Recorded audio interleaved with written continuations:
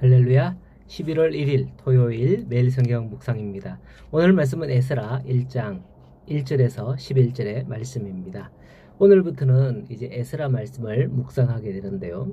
먼저 에스라와 관련된 배경을 간단히 언급을 해보자 합니다. 지난 역대하의 마지막 말씀이 동일하게 에스라의 첫 부분에 그대로 나옵니다. 이것은 역대기에서 에스라로 이어진다라는 것을 짐작하게 하죠. 역대기의 저자와 에스라의 저자가 동일한 게 아닌가, 이런 것도 추정해 볼 수 있는 것입니다.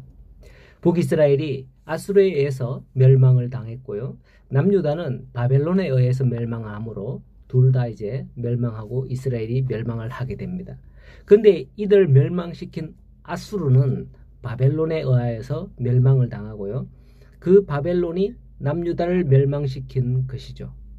그리고 아수르는 포로로 잡아가는 그런 방식으로 자기들의 정복지를 그렇게 지배했습니다. 그 뒤를 이은 바벨론 또한 동일한 정책을 유지했기에 남유다를 멸망시키면서 남유다에서 포로로 잡아갔던 겁니다. 그런데 그 나라가 다시 한 번 더 바뀌게 되는데요. 아수르에서 바벨론, 그 다음에 이제 성경의 이름으로는 바사, 즉 오늘날 현대 이름으로는 페르시아가 바벨론을 다시 집어삼키게 됩니다. 페르시아의 첫 번째 왕이 바로 고레스인데요. 이 고레스는 각 나라들의 자치를 어느 정도 허용하는 그런 방면으로 이전 아수르와 바벨론의 정책을 좀 이렇게 뒤집습니다. 그래서 이처럼 고레스가 왕이 되자 포로로 돌아가도록 허락을 하게 되는데, 이때 유다뿐만 아니라 이스라엘뿐만 아니라 다른 이방의 모든 나라의 포로에 대해서 그런 정책을 내렸다라는 게 세계사에 있습니다. 하지만 이것만 알고 끝나면 우리가 이스라엘 역사를 공부하는 것과 별반 다름 없어요. 우리나라 역사도 잘 모르는데 우리가 굳이 다른 나라 역사를 이렇게 알아야 하나요? 또 이 말씀의 의미를 잘 모르면 이스라엘이 이런 나라인데 어찌 감히라며 기독교인들은 현재 이스라엘 편을 무조건 옳다고 생각하고 편을 들 수도 있어요. 온 세계가 그러하라고 성경을 주신 게 아닙니다. 이 속에는 하나님의 말씀과 뜻을 발견하라고 주신 거죠. 하나님이 이러한 이스라엘 백성들을 어떻게 인도하시는지를 이 성경을 통해서 우리는 알 수 있고요. 또 하나님께서 앞으로 세상 나라에 대하여서도 이와 같이 하실 것이다 라는 것을 이제 믿고 깨닫게 되는 거죠. 남유다가 멸망하고 바벨론으로 포로로 끌려가지만은 70년 만에 다시 돌아올 것이다 라는 이 멸망전 예레미야 선지자를 통해서 예언하셨지 않습니까? 예레미야 25장 10절 이하에 보면 이런 말씀이 있어요. 내가 그들 중에서 기뻐하는 소리와 즐거워하는 소리와 신랑의 소리와 신부의 소리와 맷돌의 소리와 등불빛이 끊어지게 하리니 이 모든 땅이 폐허가 되어 놀랄 일이 될 것이며 이 민족들은 70년 동안 바벨론 왕을 섬기리라. 여호와의 말씀이니라 라고 기록하고 있어요.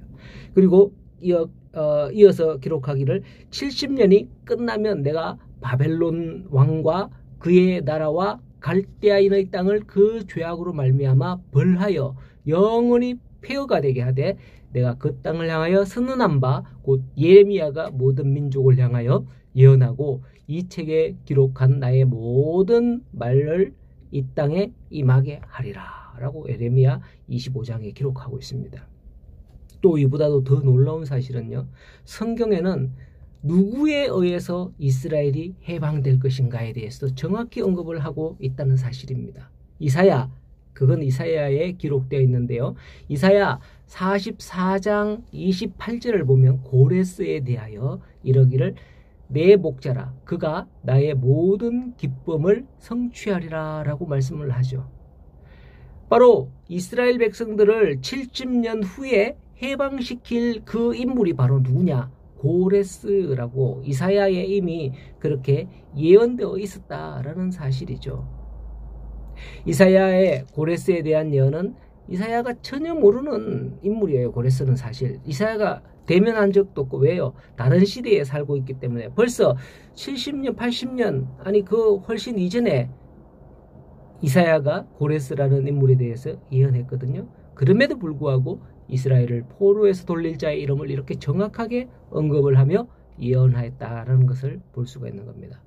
왜 이처럼 하나님께서는 이스라엘을 포로에서 돌려보내실까요?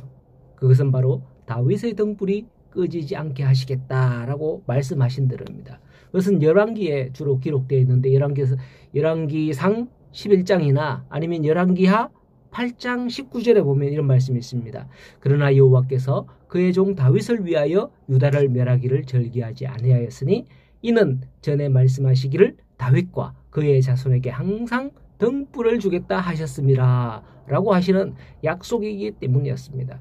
다윗의 그 대를 이어서 등불을 끄뜨리지 않겠다라고 약속을 하셨다는 거죠. 왜 그렇게 하셨느냐?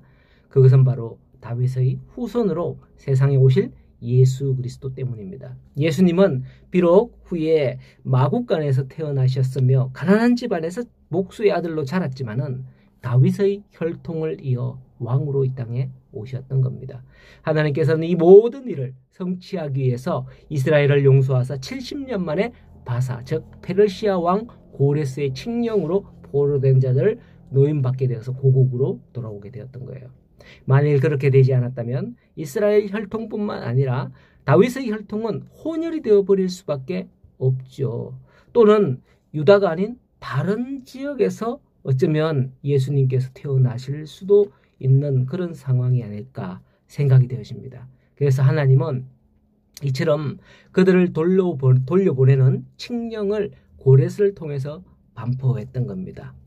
본문에서 고레스가 이스라엘을 돌려보내며 하는 말이 2절에 이하에 보면 하늘의 하나님 여호와께서 세상의 모든 나라를 내게 주셨고 나에게 명령하사 유다 예루살렘 성전을 건축하라 하셨으니 너희는 올라가서 예루살렘 성전을 건축하라 라고 합니다. 그리고 전에 포로 때 가져왔던 그 성전 기물들 그런 것들을 유다 총독 세스바살에게 다 넘겨주었다라는 내용이 5절 이하에 쭉 기록되어 있습니다. 이 모든 게 다 하나님의 명령으로 되었다는 사실을 여기에 오늘 말씀의 기록에 잘 드러내고 있는 거예요. 그렇습니다. 지금도 세상의 나라는 하나님의 뜻에 따라 움직이고 있습니다. 저 힘이 있는 트럼프에 의해서 움직이는 것도 아니고 아베는 들어갔고 누구지? 하여튼 일본의 총리, 중국의 시진핑, 북한의 김정은 이런 힘과 권력 그런 것들에 의해서 움직이는 게 아니에요. 하나님의 뜻에 따라 움직이고 있다. 하나님의 예언에 따라서 그 예언대로 되고 있다라는 것을 우리는 여기서 알 수 있어야 된다라는 겁니다. 이제 남은 것은 예수 그리스도의 재림입니다. 이 또한 성경에서 예수님께서 말씀하신 대로 성경에 말씀하신 대로 올라간 것을 본 그대로 다시 오시겠다. 다시 와서 세상을 심판하시겠다라고 하는 약속의 말씀이 있습니다. 우리가 이스라엘 역사를 통해서 그들이 포로 해방을 받는 게 하나님의 예언대로였다면 예수님의 재림도 분명히 예언대로 이루어질 것이라는 걸 우리는 명심해야겠습니다. 마지막 때까지 다 이루어질 주님의 약속을 믿고 믿음 위에 굳게 서시는 우리 성도님들이 다 되시기를 간절히 소원합니다. 오늘도 행복한 주말 보내십시오. 그리고 내일 주일에 또 뵙겠습니다.